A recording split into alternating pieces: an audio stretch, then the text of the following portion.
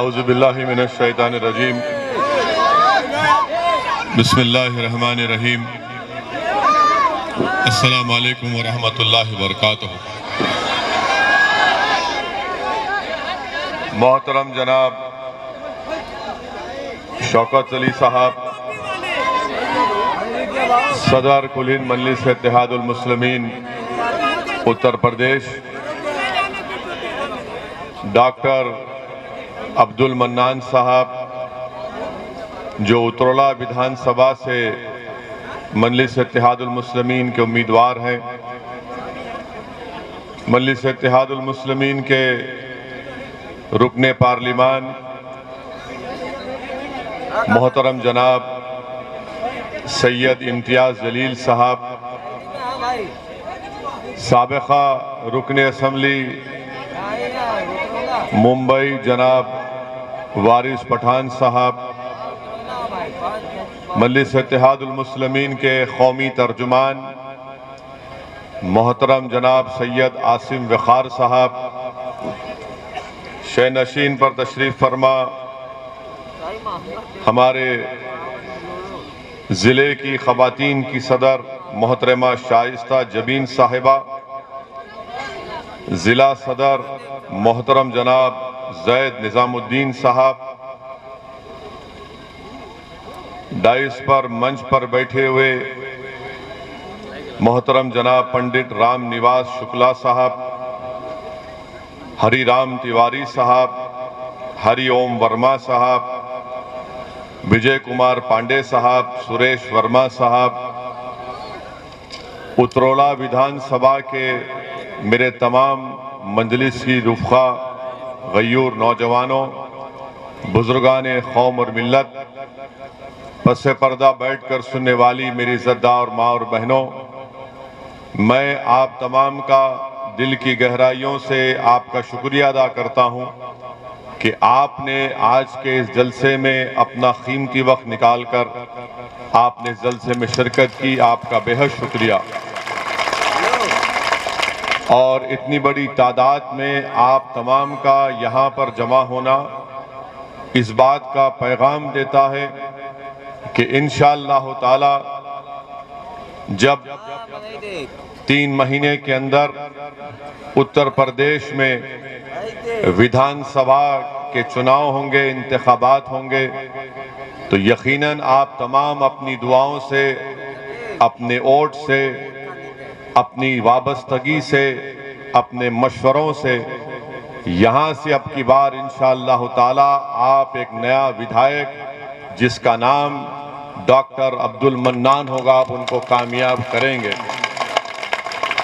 मेरे अजीज दोस्तों और बुजुर्गों, चौथी बात यह है कि आपको एक अच्छे और मुखलिस शख्स को यहाँ से, इस असेंबली के हलके से, इस विधानसभा से बहैसियते अपना विधायक बनाकर उत्तर प्रदेश की विधानसभा में भिजाना बहुत जरूरी है, क्योंकि ना सिर्फ ये उतरौला बल्कि पूरे बलरामपुर जिले के लिए आपको एक काबिल, बेबाक और निडर विधायक की जरूरत है जो उत्तर प्रदेश की विधानसभा को सिर्फ कामयाब होकर जाकर ना बैठे, बल्कि वो कामयाब होकर उत्तर प्रदेश की विधानसभा में जब उतरौला की जनता उसको भिजाएगी तो वो उतरौला विधानसभा के जो तकालीफ हैं, जो मसाइल हैं, उसका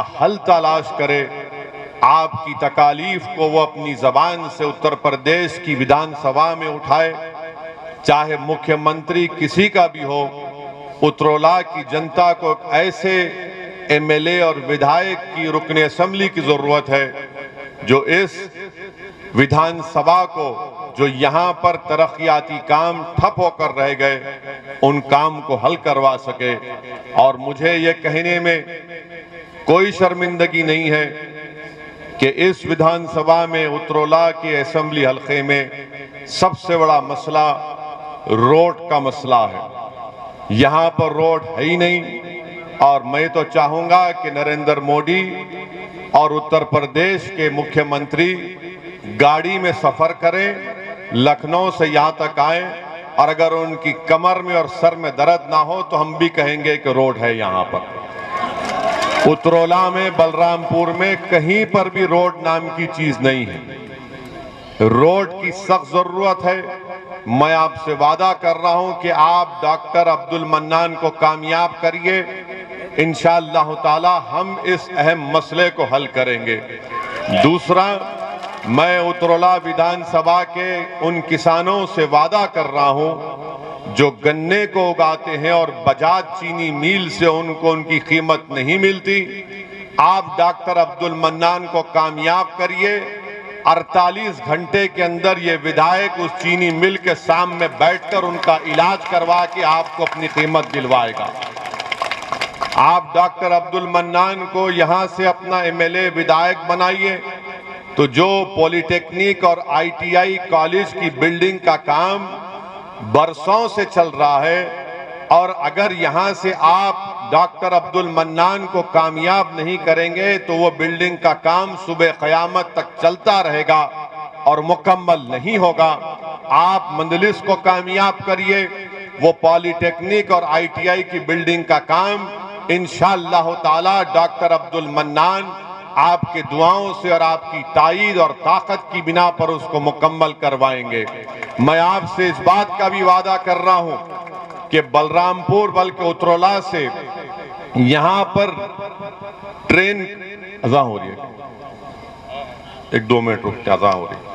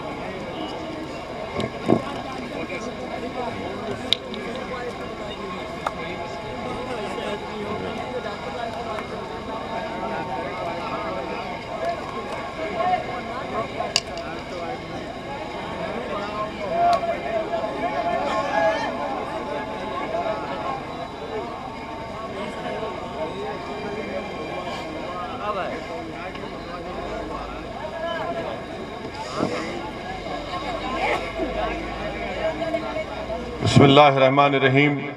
मैं आपसे अर्ज कर रहा था कि इस विधानसभा में रेलवे लाइन नहीं है। बीजेपी ने वादा किया था कि उतरौला से बलरामपुर होते हुए बहरेश तक एक रेल की लाइन डाली जाएगी, मगर वो काम नहीं हुआ। मैं आपसे वादा करता हूं कि इंशाअल्लाह ताला पार्लियामेंट के इस सेशन में मैं या इम्तियाज जलील साहब इस बात को पार्लियामेंट में उठाएंगे कि उतरौला से एक रेलवे की लाइन का काम शुरू किया जाए। गैजनवाह में यहाँ से रेलवे स्टेशन 28 किलोमीटर दूर है, और नहीं मालूम 5 साल में बीजेपी ने क्या किया।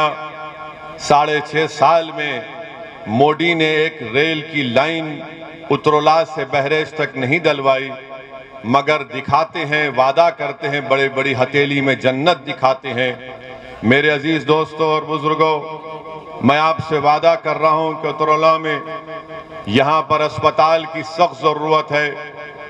अगर आप डॉक्टर अब्दुल मन्नान साहब को अपने वोट से कामयाब करेंगे तो इंशाअल्लाह ताला जो आपको अपने बीमार पेशेंट को, अपने बीमार रिश्तेदारों को गोंडा या लखनऊ ले जाना पड़ता, अगर आप एक अच्छे और सच्चे विधायक को कामयाब करेंगे तो मुझे यकीन है कि डॉक्टर अब्दुल मन्नान पूरी मेहनत और जुस्तजू करके उत्तरला में भी एक आलीशान गवर्नमेंट का अस्पताल यहाँ पर तामीर करवाएंगे, क्योंकि डॉक्टर साहब खुद एक डॉक्टर हैं और वो खुद इस बात से बखूबी वाकिफ हैं कि कैसे यहाँ पर खास तौर से गरीब आवाम को कितनी तकलीफ पहुँचती है जब उनके कोई अजीज व क़ारिब या फिर उनके भाई या बहन या उनके वालिद या वालदा बीमार होते हैं। मेरे अजीज दोस्तों और बुजुर्गों, मैं आपसे वादा कर रहा हूं कि डॉक्टर अब्दुल मन्नान साहब को आने वाले असेंबली के इलेक्शन में आप कामयाब करिए। जब यहाँ पर सैलाब का इतना बड़ा मसला आता है, पानी आ जाता है, कोई आवाज उठाने वाला नहीं है। मेरी आप तमाम से गुजारिश है कि इन अहम मसलों के ऊपर आप अपनी नजर रख के अपने वोट का सही इस्तेमाल करिए, क्योंकि विधायक का काम ये होता है कि वो सिर्फ असेंबली में जाकर अंधा या गूंगा ना बन जाए, बल्कि अपनी आवाज को उठाए, अपने क्षेत्र के, अपने हल्के के, कॉन्स्टिट्यूंसी के लोगों की तकालीफ को उठाए। आपने बीजेपी को वोट तो दे दिया, 300 उनके एमएलए विधायक बनाए, रुकने असेंबली को मुंतखब किया, मगर वो सरकार जो उत्तरला में यहाँ पर सबसे कम पढ़े लिखे लोग रहते हैं, लिटरेसी रेट, ये एजुकेशनली बैकवर्ड जिला है और यहाँ पर मुसलमान सबसे कम पढ़े लिखे हैं। आप बताइए, क्या आप अपना वोट का सही इस्तेमाल करेंगे या फिर आप उस झूठे और उन तमाम बकवास बातों में आकर हमको हमेशा खास तौर से मुसलमानों को ये कहा जाता है कि आप अपने वोट का सही इस्तेमाल करो। अब जब असेंबली का इलेक्शन करीब आ रहा है तो ये जो हमारे मुसलमानों के दरमियान में जो इन बड़ी बड़ी पार्टियों के दल्ले हैं, वो आपके दरमियान में आकर मुसलमानों से शैतान जिस तरह एक इंसान के कान में खुसखुस करता है, उस तरह आकर कहेंगे कि भाइयों, ये इलेक्शन हमारी जिंदगी मौत का इलेक्शन है, अपने वोट का इस्तेमाल ओवैसी के हक में मत करो, वरना वोट का इस्तेमाल अगर ओवैसी के पार्टी के हक में करोगे तो वोट डिवाइड हो जाएगा। मैं उन तमाम लोगों से कह रहा हूं, तुम इब्लीस की तरह कानों में जाकर ये मत पढ़ो, बल्कि आओ और हमसे बात करके बताओ हमको, हम तुमको दलील देंगे, दलाइल की बुनियाद पर हम इनको बता देंगे कि मुसलमानों के वोट की वजह से बीजेपी नहीं जीत रही है।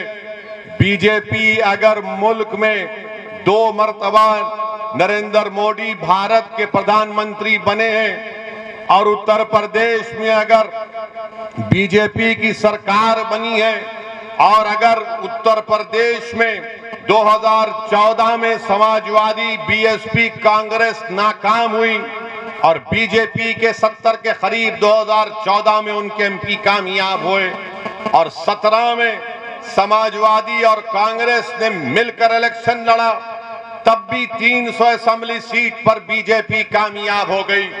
19 का इलेक्शन आया पार्लियामेंट का 2019 का, तो समाजवादी और बीएसपी मिलकर लड़े, तब भी सिर्फ 15 लोकसभा की सीट पर कामयाबी हासिल करे। बाकी पार्लियामेंट की सांसद की सीटों पर बीजेपी कामयाब हो गई। मैं आपको बड़ी ईमानदारी से कह रहा हूं और पूरी जिम्मेदारी के साथ आपसे कह रहा हूं कि 2014 में भी भारत के मुसलमानों में सिर्फ 8% मुसलमानों ने बीजेपी को वोट दिया था और 2014 में नरेंद्र मोदी को 34% हमारे हिंदू भाइयों ने वोट दिया था और जब 2017 के असेंबली के उत्तर प्रदेश के इंतखाबात आए तो 40% हमारे हिंदू भाइयों ने बीजेपी को वोट दिया। जब 2019 के पार्लियामेंट के इलेक्शन आए तो उत्तर प्रदेश में 75% हमारे हिंदू भाइयों ने बीजेपी को वोट दिया। 2019 में 75% मुसलमानों ने समाजवादी और बीएसपी को वोट दिया, तब भी उनके 15 जीते। मैं उत्तरोला के उन तमाम जिम्मेदारों से अर्ज कर रहा हूं, खास तौर से यहां पर जो सेकुलर जहन रखने वाले हमारे हिंदू भाई और बहन हैं, हमारे दलित और ओबीसी भाई और बहन हैं, हमारे मुसलमान हैं, मैं उनसे कह रहा हूं कि ये आदादो शुमार है, ये रिकॉर्ड मैं आपके सामने रख रहा हूं। फैसला आपको करना है, अपने वोट को जाया मत करो। याद रखो, अगर आप उत्तरोला से डॉक्टर अब्दुल मन्नान को कामयाब करेंगे तो यकीनन बातिल तूफानों में आप एक चिराग को रोशन करने के बराबर होगा। ये फिरका परस्ती के सैलाब में डॉक्टर अब्दुल मन्नान की कामयाबी एक उम्मीद की किरण नजर आएगी, न सिर्फ उत्तरोला की आवाम और जनता के लिए, बल्कि वो सेकुलर जहन रखने वाले उन तमाम भारत के लोगों को जिनके दिलों में आज भी गांधी अंबेडकर की मोहब्बत बरकरार है। हाँ, अगर वो लोग कामयाब होंगे तो याद रखो, ये कामयाबी सेकुलरिज्म की नहीं होगी। आपको और मुसलमानों को खास तौर से ये कहा जाता है कि सेकुलरिज्म को बचाना है, सेकुलरिज्म को बचाना है। मैं इनसे पूछना चाहता हूं, क्या सेकुलरिज्म को बचाना सिर्फ भारत के मुसलमानों की जिम्मेदारी है? क्या सेकुलरिज्म को बचाना हिंदुओं की जिम्मेदारी नहीं है? क्या सेकुलरिज्म को बचाना 9% यादवों की नहीं है? 9% यादव है और 2-2 मर्तबा उनका मुख्यमंत्री बन जाता है। क्या सेकुलरिज्म को बचाना हमारे दलित भाइयों की जिम्मेदारी नहीं है? क्या सेकुलरिज्म को बचाना हमारे ओबीसी भाइयों की जिम्मेदारी नहीं है?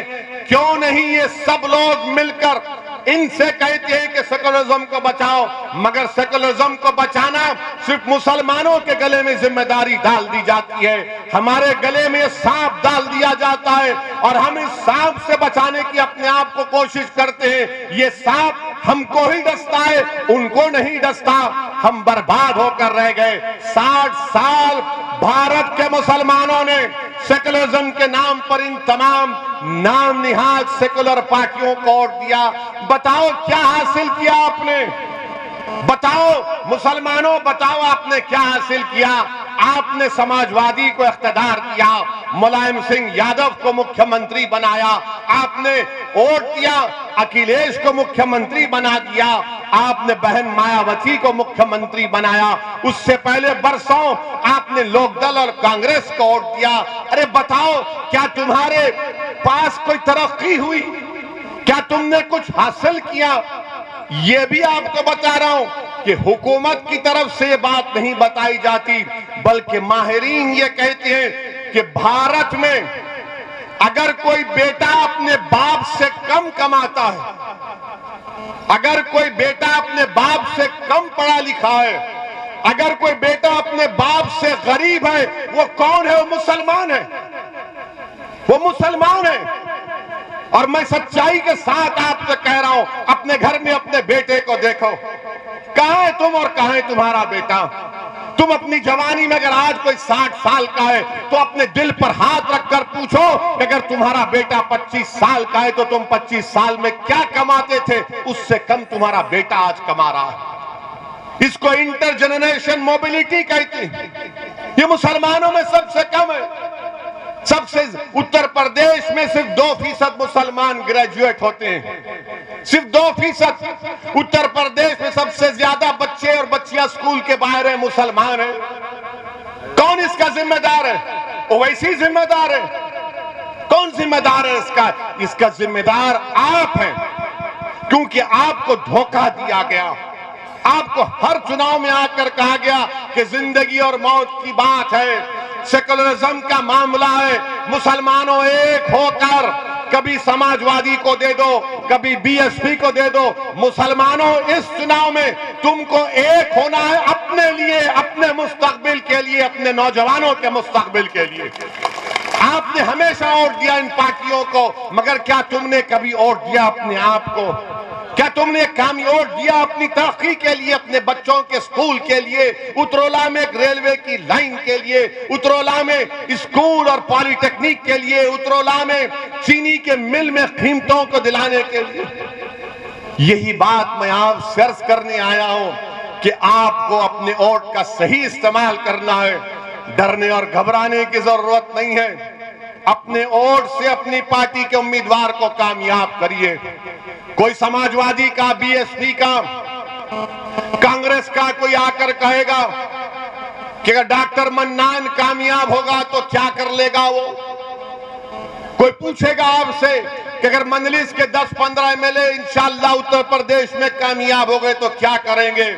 मैं उनको कह रहा हूं, आपसे मुखातिब हूं, अगर आपके दिल में ये वसवसा है, अगर आपके दिल में सवाल है, तो इसका जवाब यही है कि पूरे भारत की पार्लियामेंट में 540 के करीब पार्लियामेंट के सांसद के मेंबर हैं। उन 540 में मंजलिस के सिर्फ 2 हैं और अल्लाह का इतना बड़ा करम है, सदका नबी करीम सल्लल्लाहु अलैहि वसल्लम का, कि जब ये 2 दीवाने खड़े हो जाते हैं पार्लियामेंट को हिला के रख देते हैं। आपको इस तरह की जरूरत है, आपको इस तरह के विधायक और एमपी की जरूरत है। आपको कोई कव्वाली पार्टी में कोई हारमोनियम बजाने वाले की जरूरत नहीं है। आपको अगर ये पार्टी के जीत भी जाते तो क्या करते। आपने देखा कभी कव्वाली को? एक थाली मारने वाला होता है, एक तबलची होता है, एक हारमोनियम बजाता है, एक राग खींचता है।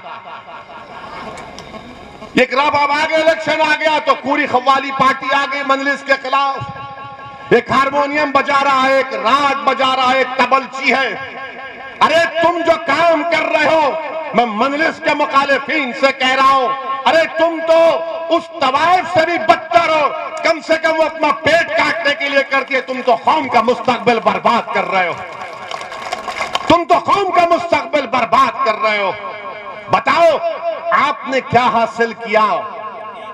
आपके पास में ये आदादो शुमार, ये फैक्ट्स एंड फिगर्स दे रहा हूं, कुछ जवाब नहीं दे सकते हमारे दलाइल का। सिर्फ यही कहते हैं कि ओवैसी जज्बाती तकरीर करता है। हाँ, जिंदा हूं तो जिंदगी का सबूत देना पड़ेगा। जो मुर्दा है उसमें जज्बात नहीं होते। अल्लाह ने दिमाग दिया, सोचने और समझने का सलीका दिया। अल्लाह ने दिमाग दिया कि उठाओ ना इंसाफी के खिलाफ आवाज उठाओ तो उठाता हूं। अल्लाह ने दिमाग दिया, अल्लाह ने एहसास दिया इंसान को कि जालिम का साथ मत दो, मजलूम का साथ दो, तो बोलते रहते हैं। अब जो मुर्दा हो चुके हैं, जिनका जमीर मर चुका, जिनकी आंखों पर पर्दा पड़ चुका, जिनके पास सोचने और समझने का सलीका छीन लिया गया, वो क्या महसूस करेंगे किसी मजलूम की तकलीफ को।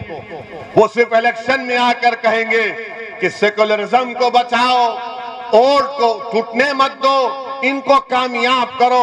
अरे जब 9% यादव 2-2 बार अपना मुख्यमंत्री बना लेते हैं, तो क्या उत्तर प्रदेश की विधानसभा में आप मंजलिस के 15-20 अरकान असेंबली को कामयाब नहीं कर सकते?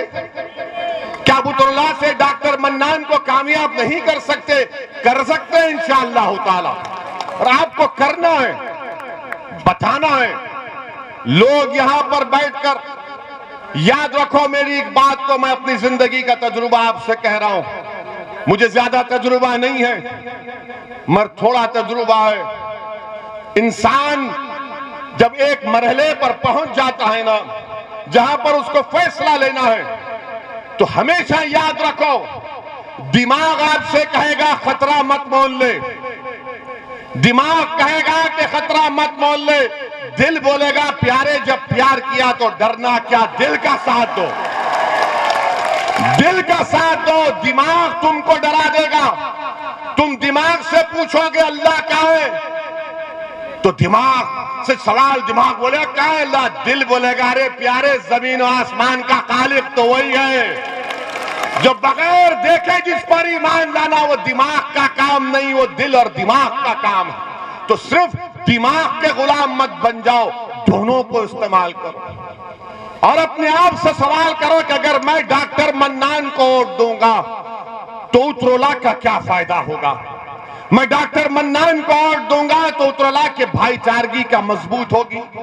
अगर मैं डॉक्टर मन्नान को वोट दूंगा तो यहाँ पर रोडें बनेंगी।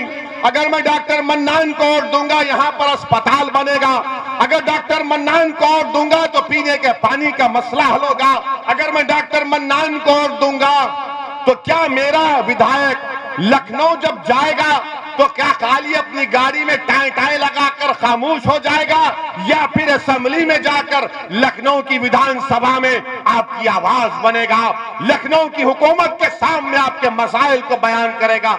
ये फैसला आपसे लेने की मैं गुजारिश कर रहा हूं। इन बात पर आप गौर करो। डरने और घबराने की कोई जरूरत नहीं है। याद रखो मेरे अजीज दोस्तों और बुजुर्गों, फिरौन को भी बड़ा गुरूर था, फिरौन को बड़ा गुरूर था कि मेरा इख्तिदार खत्म नहीं होगा। अब ये मुख्यमंत्री और नरेंद्र मोदी को भी बड़ा गुरूर है कि हम इख्तिदार पर रहेंगे आइंदा 20 साल। इंदिरा गांधी को भी यही ख्याल था कि मुझे कोई नहीं हरा सकता, मगर सियासी तारीख गवाह है कि जिस किसी ने यह समझ लिया कि इख्तिदार पर हमेशा रहेंगे, कुदरत ने उनको इख्तिदार से बेदखल किया। इंशाअल्लाह ताला वो दिन दूर नहीं है जब उत्तर प्रदेश में योगी और बीजेपी की सरकार नहीं बनेगी इंशाअल्लाह ताला। मगर मेरे अजीज दोस्तों और बुजुर्गों, मेरे गयूर नौजवानों, आपको अपने उतरौला से अपने एक बेहतरीन विधायक को कामयाब करके लखनऊ को भिजाना है। उतरौला की तरक्की के लिए आपको यहां पर उनको कामयाब और कामरान करना है। अब कोई ये हमारे मीडिया के लोग ये पूछेंगे कि ओवैसी साहब आपने बहुत बोल दिया, बीजेपी को ज्यादा नहीं बोलते आप। यानी हमारी तकरीर के अल्फाज और जुमलों को ये सेकुलर, कम्युनल, लिबरल ये लोग इसको तोलते हैं। कितना बोले? 40% बाबा को बोले तो क्या 50% अखिलेश को क्यों बोल दिए? ये तोलते हैं। और जब मोदी के सभा में जाते हैं तो ऐसा बैठते हैं, हाँ पप्पा जी बोल रहे हैं। समाजवादी के सभा में जाते हैं तो भाई नेता बोल रहा है, भैया जी बोल रहे हैं। और हम जब बोलते हैं तो कितना बोले तोलते हैं। हम क्या कोई टमाटर बेच रहे हैं यहां पर? हम आवाम के मसाइल को बयान कर रहे हैं, उतरौला की जनता की तकलीफ को बयान कर रहे हैं।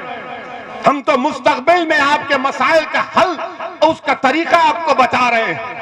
हम तो आपसे एक पैगाम दे रहे हैं कि कैसे आपको उत्तर प्रदेश में अपनी सियासी लीडरशिप को बनाना है। जब 9% यादव अपनी लीडरशिप को बना दिए, मुलायम सिंह यादव और उनके बेटे को अपना नेता बना दिया। दलित में हमारे जाटव भाई और बहनों ने बहन मायावती को अपना नेता बना दिया। कुर्मियों ने अपनी लीडरशिप वो अनुप्रिया पाटिल को बना दिया। आगरा के बाघेलों ने अपना नेता बाघेल साहब को बना दिया। ठाकुरों ने बाबा को अपना लिया। सबने अब ब्राह्मणों की एक पॉलिसी है। आप बताइए, अगर कहीं पर कोई नजर नहीं आता तो मुसलमान है। बताओ आपका नेता कौन है? बताओ तुम्हारा नेता कौन है? मेरा नाम मत लो, अपने दिल से सवाल करो। मैं आपसे पूछ रहा हूं, बताओ मुसलमानों का उत्तर प्रदेश में नेता कौन है? कौन है तुम्हारा नेता जो तुम्हारी विधानसभा में तुम्हारी आवाज को उठाएगा? कौन है मुसलमानों का नेता उत्तर प्रदेश में? बताइए आप। क्या आप इसी तरह नहीं है बोलेंगे या बनाएंगे? क्या उतरौला में बनाएंगे या पूरे यूपी में बनाएंगे? आपको पूरे यूपी में बनाना है। इसमें कोई गलती नहीं होगी। इससे भारत की जमहूरियत मजबूत होगी, उत्तर प्रदेश की जमहूरियत मजबूत होगी। कैसे होगी? जब तमाम समाज ने अपना नेता बना लिया, अपनी लीडरशिप बना ली। और हम नहीं बना पाए। क्यों नहीं बना पाए? क्योंकि हमने हमेशा इन धोखेबाजों पर भरोसा किया जिन्होंने हमको हमेशा धोखा दिया। मेरे अजीज दोस्तों और बुजुर्गों, उत्तर प्रदेश के ये विधानसभा के चुनाव, आपको उत्तर प्रदेश के मुसलमानों से मेरी अपील है कि अपनी सियासी लीडरशिप को बनाइए। डरने और घबराने की जरूरत नहीं है। अभी आपने सुना इम्तियाज जलील ने क्या कहा था। औरंगाबाद महाराष्ट्र में 22-23 साल से शिवसेना का एमपी था। जब इम्तियाज जलील इलेक्शन लड़ने आए मेरे पास, तो मैंने कहा इम्तियाज साहब दोबारा सोच लो। तो इम्तियाज साहब ने कहा नहीं साहब, मैं सोच कर आया हूं, मुझे लड़ना है पार्लियामेंट का इलेक्शन। और इम्तियाज जलील कोई खानदानी सियासतदान नहीं है। इनके वालिद जलील साहब औरंगाबाद के एक मशहूर डॉक्टर थे, अल्लाह उनकी मग़फ़िरत करे। इम्तियाज जलील 25 साल का जर्नलिस्ट था। मुझसे आकर कहा कि मुझे लड़ना है। मैंने कहा सोच कर आकर बोलो। बोले नहीं साहब, सोचना नहीं है, आप मुझे अपना फैसला सुनाइए। मैं औरंगाबाद के तमाम मजलिस के जिम्मेदार आए, मैं उनकी जिद और उनके जज्बे को देखकर उनके सामने कहा जाओ और इलेक्शन लड़ो। 23 साल के शिवसेना के एमपी को इम्तियाज जलील ने हराकर वहां से मजलिस को कामयाब किया। क्यों किया? क्योंकि एतमाद था, भरोसा था, लड़ने का जज्बा था। अब उतरोला की आवाम को भी अपने दिलों में एक एतमाद को बहाल करना, एतमाद को मजबूत करना है कि डॉक्टर मन्नान हमारा भाई है, हमारा बेटा है, हमारा खादिम है, हमारा गुलाम है। जो आप पुकारेंगे तो दौड़कर आपके दरमियान में आएगा। यह फैसला आपको उतरोला में करना है। अगर आप अपने अज़म और हौसले को बुलंद रखेंगे तो याद रखो, हम कोई चीज को भी हासिल कर पाएंगे। इंसान अगर अपने अज़म और हौसले को पुख्ता रखेगा तो कोई दुनिया की ताकत उसको रोक नहीं सकती। अल्लाह ने इंसान को बहुत बड़ी ताकतवर चीज दी है, उसको जिद दी है। जब आप जिद में आ जाएंगे कि नहीं, उतरोला से यहां पर सिर्फ मजलिस को वोट पड़ेगा, उतरोला की जनता की भलाई के लिए डॉक्टर अब्दुल मन्नान को कामयाब करेंगे, तो यकीनन इंशाअल्लाह ताला डॉक्टर अब्दुल मन्नान यहां से आपका विधायक बनकर लखनऊ को जाएगा इंशाअल्लाह। मेरे अजीज दोस्तों और बुजुर्गों, बीजेपी की सरकार है। योगी कहते हैं हमने ये कर दिया, मोदी कहते हमने वो कर दिया। आपको मालूम, अभी नोएडा में जीवर एक मुकाम पर एक नया एयरपोर्ट का संगे बुनियाद देश के वजीर आजम प्रधानमंत्री ने किया। ये बीजेपी वाले कितनी बड़ी चोरी करते हैं देखो आप। क्या किए, नोएडा में जो एयरपोर्ट का संगे बुनियाद रखा गया तो इन्होंने सोशल मीडिया पर बीजिंग के एयरपोर्ट की फोटो डालकर कहा नरेंद्र मोदी इस तरह का एयरपोर्ट बना रहे हैं। यानी चीन का एयरपोर्ट की फोटो डालकर यह बता दिया कि मोदी जी इस तरह का एयरपोर्ट डाल रहे हैं। चीन बोलना पड़ा, अरे बीजेपी वालों ये हमारा एयरपोर्ट है, तुम कहां से तस्वीर ला लिए। यानी कितना झूठ बोलते हैं, यानी झूठ की फैक्ट्री है ये। बीजेपी झूठ को पैदा करती और ऐसा पेश करती कि सच यही है। बीजेपी भारत की जनता से कह रही है कि सच्चाई की तहकीक मत करो, झूठ को सच मान लो और उगल लो, इसको निगल लो। एयरपोर्ट की फोटो भी चीन की डाले और वो चीन भारत की सरजमीन में, लद्दाख में, डेप्सांग में, डेमचाक में, हॉट स्प्रिंग में चीन भारत की जमीन पर बैठा हुआ है। और इन लोगों को जरा सी भी शर्म नहीं आती कि फोटो डालना था तो कम से कम भारत के किसी अच्छे एयरपोर्ट की डालना था, उठाए तो उठाए चीन की उठाए। हाय मोदी जी, कितनी मोहब्बत है चीन से आपको, कितनी मोहब्बत है देश के प्रधानमंत्री को। और बाबा के बारे में जितना बोला जाए कम है। आज टीचर्स एलिजिबिलिटी टेस्ट था, टीईटी टेस्ट था। 18 लाख बच्चे और बच्चियां उस इम्तिहान की तैयारी कर रहे थे। एक रात पहले यानी कल रात अपने सेंटर पर जाकर कड़कड़ाती ही सर्दी में सेंटर के बाहर लेटकर बैठे थे रात भर।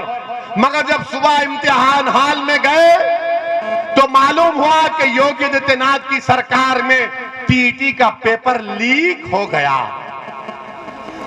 इम्तिहान का पेपर बाबा लीक हो गया और वो बच्चे जो महीनों से तैयारी कर रहे थे गरीब परिवार के, उनसे कहा गया कि अब दोबारा आइंदा महीने इम्तिहान होगा। बीजेपी वालों, तुम एक इम्तिहान का पेपर नहीं बचा सकते, तुम उत्तर प्रदेश के गरीब को क्या बचाओगे। एक इम्तिहान का पेपर बीजेपी नहीं बचा पाई, वो भी लीक हो गया।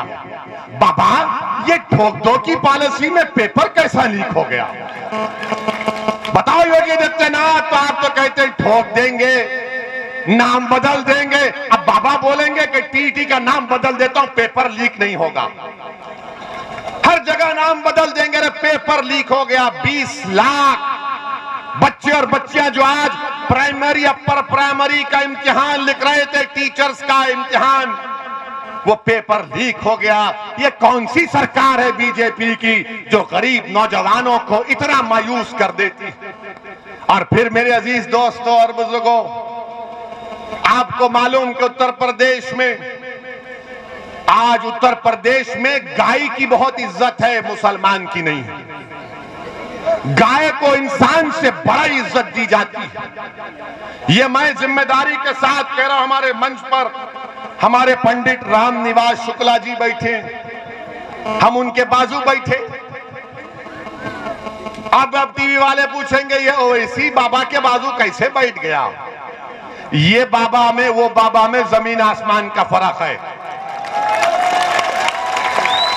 ये बाबा के दिल में इंसानियत से मोहब्बत है। ये बाबा के दिल में हर मजहब से मोहब्बत मानने वाले से मोहब्बत है। वो बाबा में मामला उल्टा है उनका। और ये बाबा नाम नहीं बदलना चाहते, ये बाबा ठोक दो कि नहीं, ये दिल से लगाने की बात करते हैं। आपको मालूम कि 2018 में लक्ष्मणपुर गांव बलरामपुर जिले में सितंबर 2018 में ये जो अपने आप को गाय का रक्षक मानते हैं, वो एक शख्स को पीटना शुरू कर दिए, खूब मारना शुरू कर दिए। तो उस शख्स ने कहा, अरे मुझे क्यों मार रहे हो, मेरी गाय है। तो बोले नहीं, तू काटने लेकर जा रहा है। अरे वो बोला कि अरे मैं हिंदू हूं, मुसलमान नहीं। बोले नहीं, तू काट रहा है। उसने कहा कि मेरा नाम कैलाश नाथ शुक्ला है, लक्ष्मणपुर गांव बलरामपुर जिला, सितंबर 2018। अरे वो ब्राह्मण था, उन्होंने उसको भी पीट दिया। देखते ही नहीं है बुनकरों का मसला, अंसारी भाइयों का। बिजली की कीमत इतनी आसमान को छू रही है, कोई फिक्र नहीं है बाबा को। कुरैश बरादरी के लोग बरसों से कारोबार करते हैं, उनको बर्बाद कर दिया गया। समाजवादी की सरकार थी, 2017 तक कोई स्लॉटर हाउस का परमिशन रिन्यू नहीं किया, मगर अब चुनाव आ गए तो समाजवादी बोलेगी हम सेकुलर हैं, ओवैसी की बातों में मत जाओ। मेरे अजीज दोस्तों और बुजुर्गों, बीजेपी ने अब यहां पर इतनी बड़ी तादाद में, अच्छा बाबा की हुकूमत का एक और कारनामा सुन लो आप। नरेंद्र मोदी की सरकार में नीति आयोग है। नीति आयोग ने लिखा कि पूरे भारत में सबसे ज्यादा गरीब लोग बिहार में हैं, 52%, फिर झारखंड में शायद 45 या 47, और तीसरे कहां पर है सबसे ज्यादा गरीब? कहां है? जोर से बोलो, डरो मत। दिल्ली की मोदी की नीति आयोग की रिपोर्ट कह रही है कि योगी आदित्यनाथ की सरकार है, बीजेपी की सरकार है, मोदी प्रधानमंत्री, योगी मुख्यमंत्री, और भारत में तीसरे सबसे ज्यादा गरीब लोग किसी प्रदेश में रहते हो तो उत्तर प्रदेश में रहते हैं। मुबारक हो योगी, क्या सरकार है! डबल इंजन की सरकार है ये। इतना डबल इंजन है कि गरीबी बढ़ती गई। पेट्रोल की कीमत, डीजल की कीमत आसमानों को छू रही है। गन्ने की बात नहीं करेंगे, जिन्ना की बात करेंगे। गन्ने की कीमत की बात नहीं करेंगे, जिन्ना की बात करेंगे। अरे जिन्ना से हमको कोई वास्ता ही नहीं है। उस जिन को तो हमने बंद करके 75 साल पहले फेंक दिया कि जा पाकिस्तान, ये भारत मेरा है। मगर योगी और बीजेपी आरएसएस को जिन्ना जिन्ना की फिक्र, हमको गन्ने गन्ने की कीमत की फिक्र। मेरे अजीज दोस्तों और बुजुर्गों, और फिर उत्तर प्रदेश में ये आपको बड़ी तकलीफ होगी बीजेपी के लोगों को। यहां पर 25 और 29 साल के नौजवान कितने हैं? हाथ तो उठाओ, डरो मत। अच्छा, आप मेरी बात सुनो, हाथ नीचे रख लो। अटेंडेंस में आपका नाम लिखा गया। 25 और 29 साल के दरमियान में 2017 में 15% ऐसे बच्चों को नौकरी की जरूरत थी 2017 में। अब 2021 में वो बढ़ते बढ़ते 23% हो चुके हैं। 25 और 29 साल के बच्चे 23% को नौकरी की जरूरत है। तो योगी आदित्यनाथ और मोदी ने क्या किया? नौकरी मत कर, गाय रक्षक बन जाओ।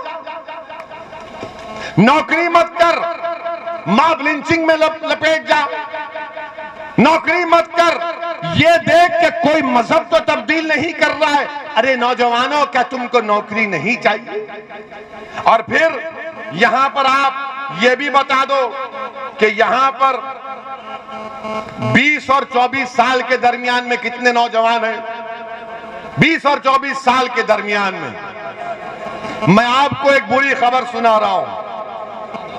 मैं आपको एक बुरी खबर सुना रहा हूं। 5 साल पहले 23% 20 और 24 साल के बच्चों को नौकरी की जरूरत थी।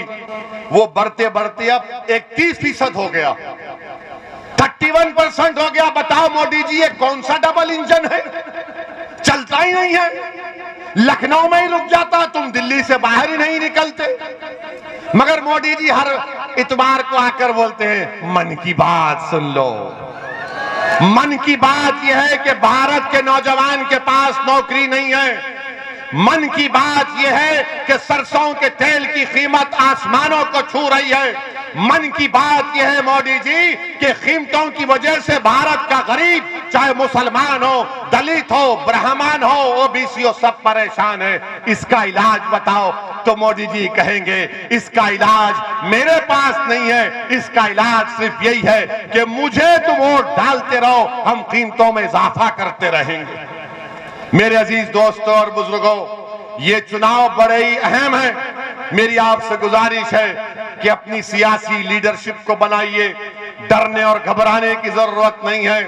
मैं मजलिस के इत्तेहादुल मुस्लिमीन के जिम्मेदारान यहां पर आए हैं और इंशाअल्लाह ताला सुबह क़यामत तक आते रहेंगे।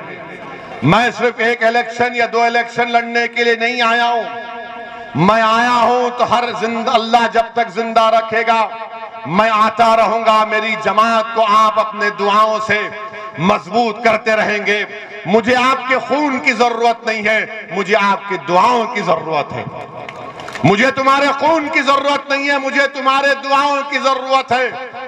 मुझे तुम्हारी दुआओं की जरूरत है। मैं यहां पर अपनी मकबूलियत, अपनी अना के लिए नहीं आया हूं, न कभी आऊंगा। मैं यहां पर मुसलमानों के लीडरशिप को बनाने आया हूं, जैसे दीगर समाज ने अपनी लीडरशिप बनाई। उत्तर प्रदेश में मुसलमानों को अपनी लीडरशिप बनाना पड़ेगा। मैं यहां पर इसलिए आया हूं कि भारत में मुसलमानों के लिए एक और अहम मसला है CAA का। CAA का कानून मुसलमानों के लिए जिंदगी और मौत का कानून है। ये याद रखो मेरी इस बात को। योगी आदित्यनाथ हमको धमकी दे रहे हैं कि एक शख्स आ रहा है और माहौल को बिगाड़ रहा है। योगी आदित्यनाथ, उत्तर प्रदेश में कितना अच्छा माहौल हमने देख लिया। आज TET का इम्तिहान में पेपर लीक हो गया, मगर मैं भारत के मुसलमानों से और उत्तर प्रदेश के मुसलमानों से, उत्तर प्रदेश के सेकुलर जहन रखने वाले हिंदू भाइयों से कह रहा हूं कि CAA कानून के खिलाफ हमको आवाज उठाना है। इस कानून को नरेंद्र मोदी की सरकार को वापस लेना है। जैसा किसानों के एहतजाज पर मोदी ने उन किसान कानून को वापस लिया, ये कानून भी भारत के संविधान के खिलाफ है। ये मजहब की बुनियाद पर बनाया गया। मगर जब मैं इस बात का मुतालबा करता हूं, पूरी पार्लियामेंट में एक तरफ असदुद्दीन ओवैसी भारत के मुसलमानों की आवाज बनकर उनका नुमाइंदा बनने की कोशिश करते हुए, मैं और इम्तियाज जलील ने इस कानून को बीजेपी के 300 एमपीओं के सामने कहा कि जिस तरह गांधी ने उस वक्त के अफ्रीका में सफेद फार्म हुकूमत के गलत कानून को फाड़ दिया था, ओवैसी भी इस कानून को फाड़ता है, इस कानून को रिजेक्ट करते हैं। कहां थी समाजवादी, कहां थी कांग्रेस? जब हमारा कानून हमारे खिलाफ बनता है तो खाली जुमले बोलकर बैठ जाते हैं। हम नरेंद्र मोदी सरकार से इस बात का मुतालिबा करते हैं कि जिस तरह किसानों के कानून को वापस लिया गया, CAA, NRC, NPR को भी बंद होना चाहिए। अगर याद रखो मेरी इस बात को, अगर CAA, NPR, NRC होगा तो जिस तरह आसाम में 1.5 लाख मुसलमानों को अपनी शहरियत साबित करने के लिए कोर्ट को फॉरेनर्स ट्रिब्यूनल को जाना पड़ेगा, कहीं ऐसा ना हो जाए। इसलिए मैं आपसे अपील कर रहा हूं कि इस बात पर भी गौर करिए, मुत्तहिद रहिए, अपने वोट का इस्तेमाल करिए और उत्तरला के आने वाले इंतखाबात में मजलिस की उम्मीद करिए। अस्सलाम वालेकुम व रहमतुल्लाहि व बरकातहू।